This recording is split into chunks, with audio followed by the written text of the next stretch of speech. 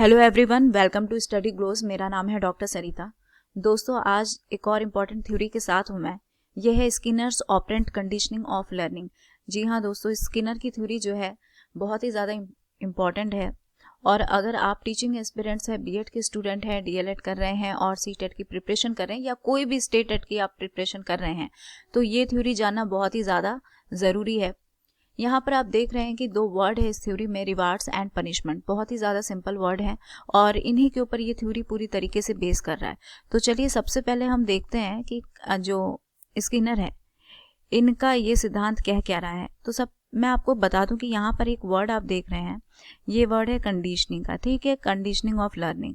तो ये सोचकर आपको पावलोव ज़रूर याद आते होंगे, उन्होंने भी कंडीशनिंग से जुड़ी हुई थ्योरी दी है। लेकिन यहाँ कंफ्यूज करने की बिल्कुल ज़रूरत नहीं है, क्योंकि पावलोव ने जो थ्योरी दी है वो क्लासिकल कंडीशनिंग का सिद्धांत है, जबकि स्किनर ने जो दिया है वो ऑपरेंट कंडीशनिंग है। तो यहाँ पे फर्स्ट वर्ड पे बिल्कुल फोकस देना है, क्योंकि कंडीशनिंग दोनों में एक समान है।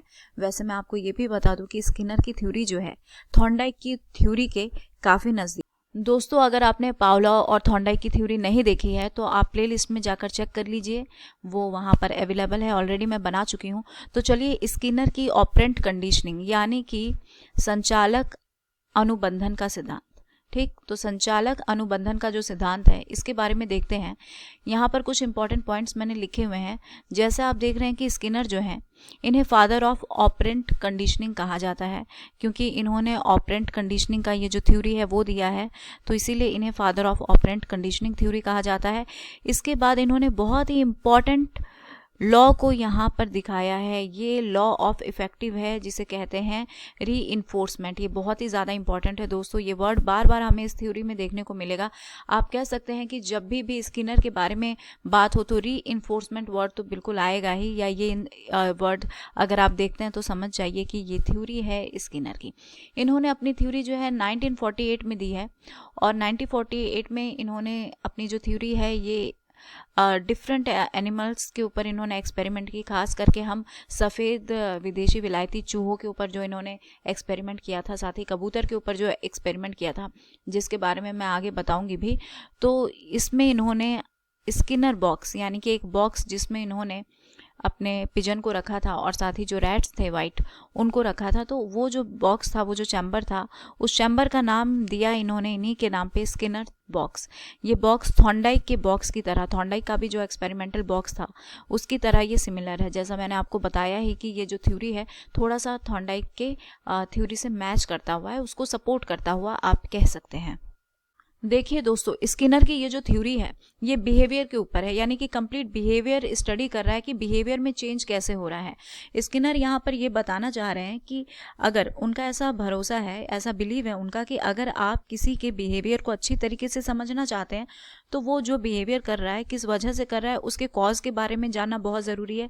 साथ ही कॉज के बाद वो किस तरीके का एक्शन कर रहा है, क्या रिजल्ट आ रहा है, किस तरीके से वो रिस्पॉन्स कर रहा है, इसको जानना बहुत ज़रूरी है। जब हम कॉज और रिस्पॉन्स को जान जाएंगे तब हम उसके एक्चुअल और रियल बिहेवियर को जान पाएंगे। तो इसके लिए इन्होंने 3 रिस्पॉन्सेस के बारे में बात किया है। यहाँ पर आप देख सकते हैं कि बिहेवियर चेंज करने के लिए 3 तरीके के रिस्पॉन्सेज यहाँ पे इन्होंने आइडेंटिफाई किया है। सबसे पहला है न्यूट्रल ऑपरेंट्स, उसके बाद है री इन्फोर्समेंट, बहुत ही इंपॉर्टेंट वर्ड है ये। और अगर उसके बाद हम लोग बात करें तो ये पनिशमेंट से रिलेट करता हुआ है, तो उस स्लाइड पर भी हम आएंगे। तो पहले हम लोग बात करते हैं न्यूट्रल ऑपरेंट्स के बारे में और री इन्फोर्समेंट के बारे में। तो न्यूट्रल ऑपरेंट्स का मतलब हो गया एक ऐसा रिस्पॉन्स जहां पर एनवायरनमेंट से, यानी कि आसपास के वातावरण से ऐसा कारण निकलता है जिस वजह से इंसान का जो बिहेवियर है वो ना तो बढ़ता है और ना ही घटता है। यानी वो जो भी बिहेव कर रहा है वो न्यूट्रल फॉर्म में कर रहा है, ना पॉजिटिव में जा रहा है ना ही नेगेटिव में जा रहा है। यानी कि ना वो सकारात्मक व्यवहार दे रहा है ना ही नकारात्मक व्यवहार दे रहा है, यानी कि वो एक न्यूट्रल बिहेवियर कर रहा है। तो इसे कहा जाता है न्यूट्रल ऑपरेंट्स। उसके बाद से एक री इन्फोर्सर आता है। री इन्फोर्सर वर्ड क्या है? ये बहुत ही ज़्यादा इंपॉर्टेंट वर्ड है। ये वो वर्ड है जो ये बताता है कि जो व्यक्ति जो भी रिस्पॉन्स कर रहा है वो या तो बढ़ जाएगा, बढ़ने की संभावना ज़्यादा होगी। ठीक है, अगर आप किसी चीज़ को री इन्फोर्स कर रहे हैं, किसी चीज़ का प्रोत्साहन कर रहे हैं, उत्साह बढ़ा रहे हैं, कोई इनाम दे रहे हैं, कोई रिवार्ड दे रहे हैं, तो इससे वो व्यवहार को रिपीट करने की जो पॉसिबिलिटी है वो इंक्रीज हो जाएगी। ठीक है, या तो वो पॉजिटिव वे में होगी या फिर नेगेटिव वे में होगी। जैसे सपोज कर लीजिए कि अगर कोई बच्चा है वो अगर अच्छे मार्क्स लेकर आ रहा है, तो इससे क्या होगा कि हम अगर उसको रिवार्ड देते हैं, री इन्फोर्स करते हैं कि नहीं बेटा तुमने बहुत ही बढ़िया पढ़ाई की है, बहुत बढ़िया स्कोर तुमने हासिल किया है, तो इससे वो एनकरेज होगा पॉजिटिव वे में और वो अपने उस बिहेवियर को और ज़्यादा रिपीट करेगा, यानी पॉसिबिलिटी हो जाती है उसको और ज़्यादा रिपीट करने की। और कई बार एनवायरनमेंट में ऐसी स्थिति बनती है जब उस बिहेवियर को रिपीट करने की कम या ज़्यादा स्थिति नहीं बन पाती है, बिल्कुल न्यूट्रल रहता है, तो उसी को हम न्यूट्रल ऑपरेंट्स कहते हैं। और री इन्फोर्सर आपको मालूम चल गया होगा। अब जो यहाँ पर तीसरा पॉइंट आता है ये पनिशर का है, यानी पनिशमेंट से जुड़ा हुआ। शुरू में ही हमने देखा कि ये जो स्किनर की थ्योरी है ये रिवार्ड एंड पनिशमेंट से जुड़ी हुई है।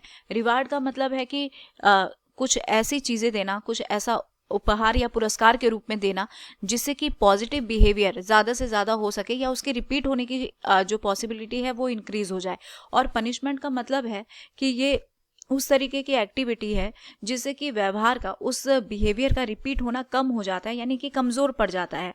तो पनिशर में खास करके आता है कि ये पर्यावरण की वो सारी प्रतिक्रिया होती हैं जिसकी वजह से व्यवहार को दोहराए जाना की जो पॉसिबिलिटी है, उसको रिपीट करने की जो पॉसिबिलिटी है वो कम हो जाता है, यानी कि जो दंड है वो उस व्यवहार को कम कर देता है। यहाँ पर आप देख भी सक रहे हो कि बिल्कुल लिखा है कि responses from the environment that decrease likelihood of a behavior being repeated, punishment weakens behavior, यानी कि ये पनिशमेंट जो है ये व्यवहार को क्या कर दे रहा है, वीक कर दे रहा है। जिस व्यवहार की वजह से पनिशमेंट मिल रहा है तो दोबारा व्यक्ति या बालक उस व्यवहार को दोहराने से बचेगा। तो चलिए अब हम स्किनर के एक्सपेरिमेंट को देखते हैं कि आखिर उसने क्या एक्सपेरिमेंट किया इस चूहे पर और इस कबूतर पर। तो देखिए सबसे पहले तो स्किनर ने एक इस बॉक्स में, यानी ये जो पिंजड़ा है जिसे स्किनर बॉक्स कहा जाता है, इस बॉक्स में एक भूखे चूहे को बंद कर दिया। अब चूहा जो है भूख से इधर उधर घूम रहा है, इधर उधर भटक रहा है और साथ ही भटकते भटकते या उछल कूद करने के क्रम में जो चूहा है उसका पैर, यानी उसका जो पंजा है वो लीवर पे आ जा रहा है। अब लीवर जैसे ही दबता है तो चूहे को एक अनाज का टुकड़ा या फिर रोटी का टुकड़ा कह लीजिए, भोजन का टुकड़ा उसको वहाँ पर मिलता है।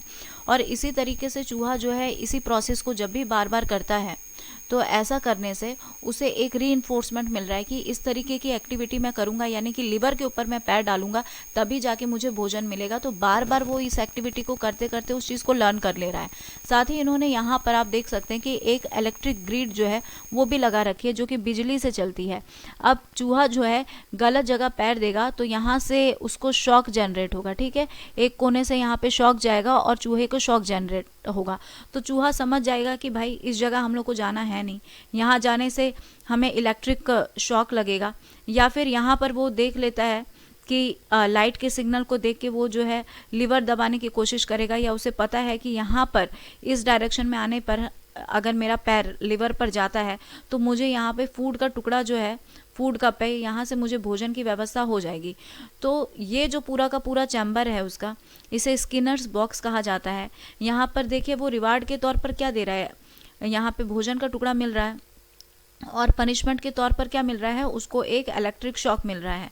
तो बार बार चूहा जो है वो कोशिश करेगा कि उसका पैर लीवर के ऊपर पड़े, लीवर के ऊपर पड़ेगा ताकि उसको भोजन मिलेगा। तो इस एक्टिविटी को वो बार बार करना चाहेगा। अपने इस व्यवहार को, उसका ये व्यवहार जो है, फूड उसको मिल रहा है रिवार्ड के तौर पे, तो वो जो भोजन है उसको री इन्फोर्समेंट के तौर पे मिल रहा है, यानी कि बार बार उस एक्टिविटी को करने से उसको भोजन मिल रहा है। तो ये उसका यहाँ पे सुखद व्यवहार है। जबकि अगर वो गलत जगह पैर डाल दे रहा है तो इससे उसे एक इलेक्ट्रिक शॉक मिल रहा है जो कि पनिशमेंट है। यहाँ पर देख सकते हैं कि कबूतर भी दिया हुआ है, एक पिजन। ये पिजन भी एक बॉक्स के अंदर है, ये भी एक भूखा पिजन है और ये भी एक बॉक्स के अंदर है। इस बॉक्स को कहा जा रहा है स्किनर बॉक्स। अब ये जो पिजन है इसको इस तरीके से रखा गया है कि ये पिजन जो है अपना राइट साइड, यहाँ से अपना इस डायरेक्शन से अपना सिर घुमाना शुरू करे और राइट डायरेक्शन पे ये आके रुके। तो अब जो पिजन है, भूखा पिजन है, अब ये बार बार राइट यहाँ से आते हुए यहाँ पर अपनी चोंच मार रहा है, यहाँ पर जो बटन है उस बटन पे अपनी चोंच मार रहा है। तो जैसे ये बटन को हिट कर रहा है अपने चोंच से, तो इसको कुछ अनाज के दाने जो है यहाँ पे फूड चैम्बर से इसको कुछ दाने मिलने शुरू हो जा रहे हैं और ये खा ले रहा है। अब ये धीरे धीरे इसी एक्टिविटी को करते हुए, यानी इस डायरेक्शन से अपना सिर घुमाते हुए राइट डायरेक्शन में ला रहा है और यहाँ पे जो भी बटन है उसको वो अपनी चोंच से मार रहा है और जिस वजह से उसको भोजन की प्राप्ति हो रही है, तो यानी री इन्फोर्समेंट उसको मिल रहा है। और अगर वो इधर उधर चोंच मार रहा है तो उसको कुछ भी नहीं मिल पा रहा है, यानी कुछ नहीं मिलने का मतलब एक पनिशमेंट हुआ। और अगर उसको कुछ मिल रहा है एक एक्टिविटी करने से तो वो री इन्फोर्समेंट है।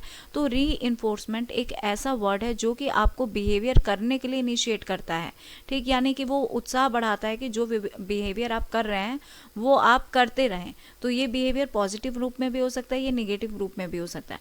पॉजिटिव रूप में अगर है तो ये आपको सुखद अनुभव देगा, अगर ये निगेटिव है तो ये आपका एक निगेटिव अप्रोच करेगा और फिर व्यक्ति या फिर जो बालक है वो उस एक्टिविटी को नहीं करेगा। यहाँ मैं आपको ये भी बता दूं कि ये दोनों जो चैम्बर है या फिर ये दोनों जो एक्सपेरिमेंट है ये पूरी तरीके से लैब में प्रैक्टिस की गई एक्सपेरिमेंट है, ठीक। इनको इससे पहले थोड़ी बहुत ट्रेनिंग भी दी गई, उसके बाद से इस एक्सपेरिमेंट को सक्सेसफुली करने की कोशिश की गई। तो ये लैब में की गई एक एक्सपेरिमेंट है जो कि आपका री इन्फोर्समेंट को और बिहेवियरल चेंज को बता रहा है कि किस तरीके से इंसान जो है री इन्फोर्समेंट की वजह से किसी चीज़ को लर्न करता है।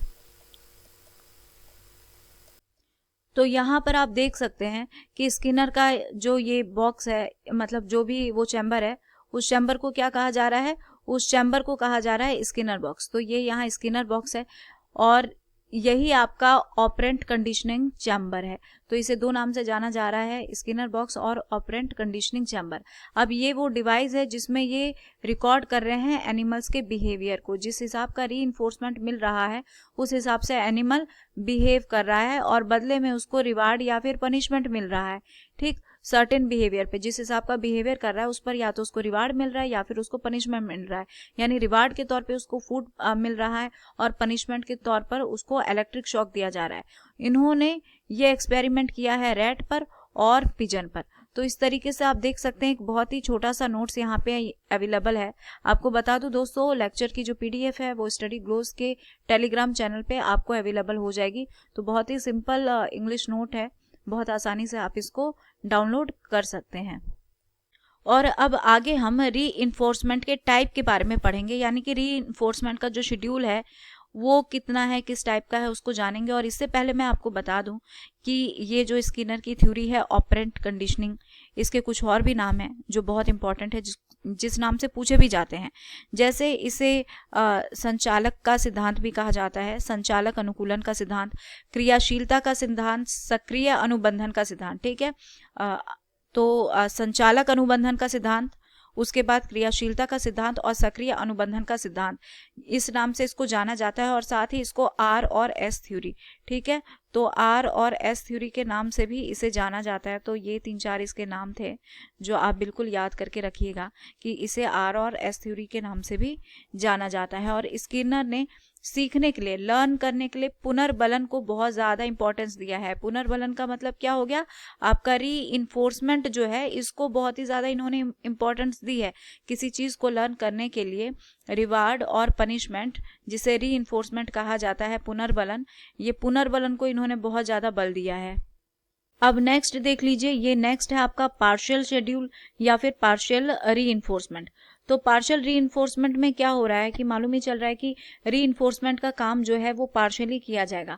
जब व्यक्ति किसी चीज़ को सीख लेता है, यानी किसी बिहेवियर को वो कंटिन्यू करने लगता है, तो कंटिन्यूस जो री इन्फोर्समेंट है वो स्विच्ड हो जाता है किसमें, पार्शियल री इन्फोर्समेंट में, ठीक है।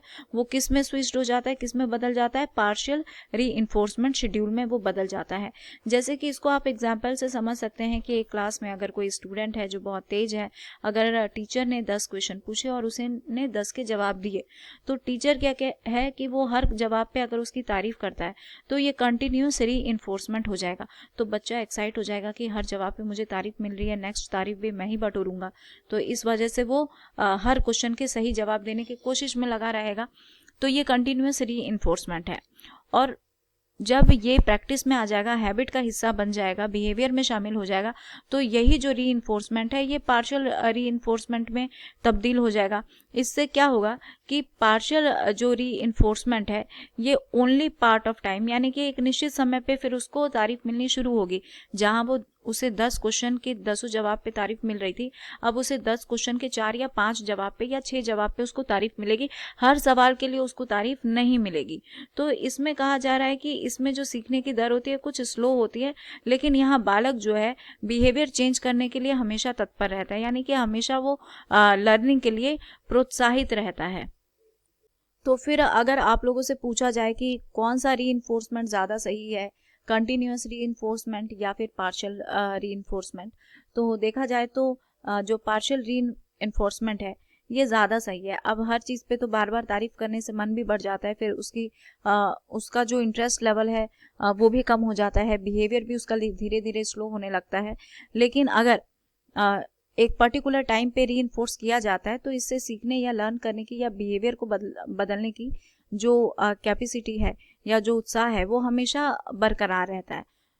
तो दोस्तों, उम्मीद है कि स्किनर की ये थ्योरी जो है बहुत ही सिंपल लैंग्वेज में आपको मैंने समझा दी है, और आई होप कि लेक्चर आपके लिए हेल्पफुल रहा होगा। So here is the end of this lecture. Thank you so much for your attention. और दोस्तों, लाइक, सब्सक्राइब और शेयर ज़रूर कीजिए। Thank you.